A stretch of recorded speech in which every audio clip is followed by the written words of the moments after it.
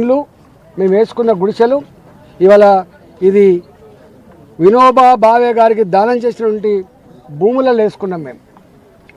మేము వేసుకున్న భూములలో మాకు కరెంట్ ఇస్తలేరు, మాకు నీళ్ళు ఇస్తలేరు, మాకు కనీస సౌకర్యం లేవంటే ఆనాడు 2019లోనే చెల్లా కోదండరామ్ గారు పాపం ఆ జడ్జి గారు వాళ్ళకు నీళ్ళు ఇవ్వండి, వాళ్ళకు కరెంట్ ఇవ్వండి అని చెప్పి వారు కోరింది.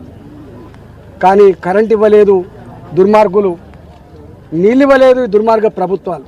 అయినా జనరేటర్లు పెట్టుకొని వాళ్ళు జీవిస్తున్నారు. అసలు మీరు మనుషుల పశువుల పాలకులు అనే వాళ్ళు ఎవరి కోసం ఉండాలి? మీ ఆలోచన ఎవరి వైపు ఉండాలి? ఇన్ని వేల మంది ఇక్కడ నివసిస్తున్నారు, మరి వీళ్ళకి నీళ్ళు అయితే ఇద్దాం, వీళ్ళకి కరెంట్ ఇద్దామంటే సోయి జ్ఞానం కూడా మీకు లేదు. ఇలా ఆనాటి ప్రభుత్వం అట్టే చేసింది, ఇలా ఈనాటి ప్రభుత్వం కూడా వచ్చి 2 సంవత్సరాలు దాటిపోయింది. నీళ్ళు ఇచ్చుడు కాదు, కరెంట్ ఇచ్చుడు కాదు, ఏకంగా గుడిసెలే కుప్పకూల్చింది. వాళ్ళ దొంగల్లాగా నేను అడుగుతా ఉన్నా, ఇవాళ ఏ కోర్టు మీకు ఆర్డర్ ఇచ్చింది? కోర్టు ఎక్కడ ఆర్డర్ ఇవ్వలే.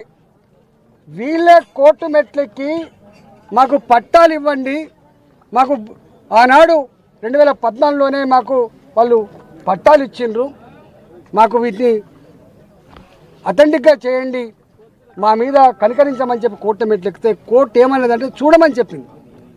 వాళ్ళు ఎంక్వైరీ చేయండి, వాళ్ళ డిమాండ్ పరిశీలన చేయండి, ఒక వ్యూ తీసుకోమని చెప్తే ఇవాళ సిసిఎల్ఏ ఇవాళ రెవెన్యూ డిపార్ట్మెంట్ కింద ఉండే సిసిఎల్ఏ సుమోటోగా కోర్టు చూడమన్నది. కాబట్టి కోర్టు చూడమన్నది, కానీ కోర్టు 4000 మంది పోలీసు వాళ్ళతోటి ఉదయం 4 గంటలకు లేచి వచ్చి పిల్లా జల్లా చూడకుండా కట్టు బట్టలను కూడా తీసుకొనియకుండా ఇవాళ మీరు గిట్ల కళ్ళ ముందే కూల్చివేయాలని చెప్పి మాత్రం చెప్పలేదు. కానీ సిసిఎల్ఏ మాత్రం చూడమని చెప్తే ఇవాళ వీళ్ళు ఈ ఆర్డర్ ఇచ్చారు. ఇవాళ నేను అడుగుతా ఉన్నా, ఈ దుర్మార్గ ప్రభుత్వం మీకు దమ్ముంటే నేను సవాల్ చేస్తూ ఉన్నా, ఎన్ని భూములు అయితే ఇవాళ అసైన్మెంట్ భూములు ఉన్నాయో, ఎన్ని లక్షల ఎకరాలు అయితే ఇవాళ ఇనాం భూములు ఉన్నాయో, ఎన్ని లక్షల ఎకరాలు అయితే భూదాన్ భూములు ఉన్నాయో, ఇలా ఎవరి చేతిలో ఉన్నాయి? లెక్క తీయగలిగే దమ్ము ధైర్యం నీకుందా అని చెప్పి అడుగుతా ఉన్నా.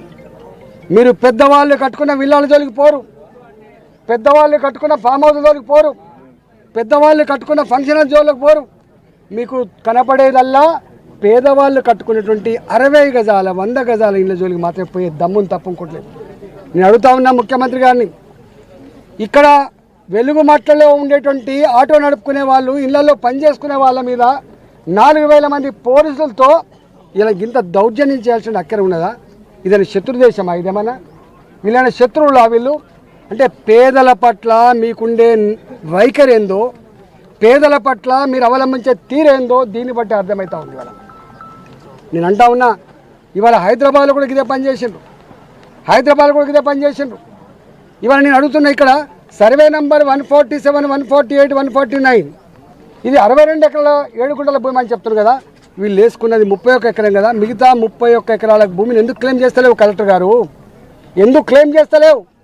నీ ఆనాటి రెవెన్యూ అధికారుల యొక్క దొంగల్లాగా ఆ భూములు ప్రైవేటులో కట్టబెట్టిన దాన్ని మీరు ప్రస్తావించగలరా? మీరు చెప్పండి.